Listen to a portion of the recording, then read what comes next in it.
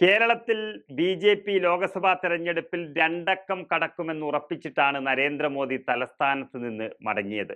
ഇനി വീണ്ടും മോദി കേരളത്തിൽ എത്തുമ്പോഴേക്കും ലോക്സഭാ തെരഞ്ഞെടുപ്പ് ചൂട് അതിന്റെ മൂർധന്യാവസ്ഥയിലെത്തിയിരിക്കും.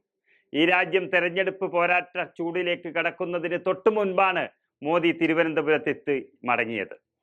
അങ്ങ് ഉത്തരേന്ത്യയിൽ രാമനെങ്കിൽ ഇങ്ങ് കേരളക്കരയിലെത്തിയപ്പോൾ പത്മനാഭനെ കൂട്ടുപിടിച്ചാണ് മോദിയുടെ പ്രസംഗം നടന്നത്.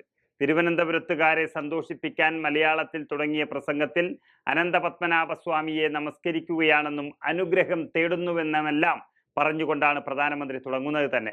പ്രസംഗത്തിലുടനീളം ലോക്സഭാ തെരഞ്ഞെടുപ്പിലെ കേരളത്തിലെ ബി.ജെ.പി. പ്രതീക്ഷകളാണ് മോദിയുടെ വാക്കുകളിൽ നിറഞ്ഞു നിന്നത്. മിഷൻ 400 എന്ന പേരിൽ 2024 തെരഞ്ഞെടുപ്പിൽ NDA സഖ്യം അധികാരത്തിൽ വരുമെന്നും കേരളം അതിന്റെ ഭാഗമാകുമെന്നും മോദി പ്രത്യാശ പ്രകടിപ്പിക്കുന്നുണ്ട്. അതിനൊപ്പമാണ് വലിയൊരു പ്രവചനം നരേന്ദ്രമോദി നടത്തിയത്. ലോക്സഭാ തെരഞ്ഞെടുപ്പിൽ കേരളത്തിൽ ബി.ജെ.പി. 2 അക്ക സീറ്റുകൾ നേടുമെന്നാണ് മോദി പറഞ്ഞത്. കേരളത്തിലേക്ക് കഴിഞ്ഞ കുറച്ചു മാസങ്ങളായി അടിക്കടി എത്തുന്ന പ്രധാനമന്ത്രി തിരുവനന്തപുരത്ത് ബി.ജെ.പി. സംസ്ഥാന അധ്യക്ഷൻ സുരേന്ദ്രൻ നയിക്കുന്ന കേരള പദയാത്രയുടെ സമാപന സമ്മേളനത്തിൽ പങ്കെടുത്തുകൊണ്ടാണ് മലയാളക്കര 2 അക്ക സീറ്റുകൾ ബി.ജെ.പിക്ക് കിട്ടുമെന്ന് പറഞ്ഞിരിക്കുന്നത്. കേരളത്തിലാകെ 20 ലോക്സഭാ മണ്ഡലങ്ങളാണുള്ളത്. 2 അക്കം എന്ന് പറയുമ്പോൾ ഏറ്റവും ചുരുങ്ങിയത് 10 സീറ്റുകളെങ്കിലും ബി.ജെ.പി. നേടണം.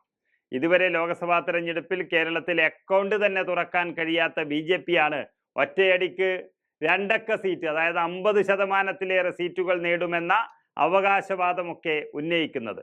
ഇത് കാണുമ്പോൾ ബി.ജെ.പിക്കാർ പോലും അറിയാതെ ചിരിച്ചു പോകും.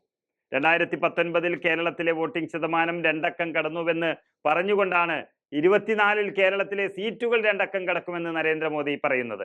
എന്തായാലും മലയാളികളുടെ ആവേശം കണ്ടിട്ടാണ് ബി.ജെ.പിയുടെ പ്രധാനമന്ത്രി കേരളം ബി.ജെ.പിക്കൊപ്പം നിൽക്കുമെന്ന് ഉറപ്പിച്ചു പറയുന്നത് എന്നാണ് ബി.ജെ.പിക്കാർ കണക്കുകൂട്ടുന്നത്. കേരളത്തിലെ ജനങ്ങൾ എക്കാലത്തും തന്നെ സ്നേഹിച്ചിട്ടുണ്ട് എന്ന് പറഞ്ഞ നരേന്ദ്രമോദി ആ സ്നേഹം തിരിച്ചു നൽകാൻ കൂടുതൽ പരിശ്രമിക്കുമെന്നും തട്ടിവിടുന്നുണ്ട്.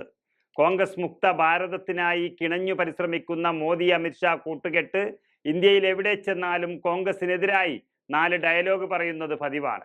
തെക്കേ ഇന്ത്യയിലാകുമ്പോൾ അത് കുറച്ചു കൂടുതലാകുമെന്നതാണ് സത്യം. കേരളത്തിലും പഴയ പല്ലവി തന്നെയാണ് മോദി ആവർത്തിക്കുന്നത്.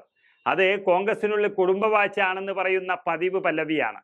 വികസന കാര്യങ്ങളിലേക്ക് കടക്കാതെ കോൺഗ്രസിനെ 4 കുറ്റവും പറഞ്ഞ് നരേന്ദ്രമോദി തിരികെ ഡൽഹിക്ക് തന്നെ പറഞ്ഞിരിക്കുകയാണ്.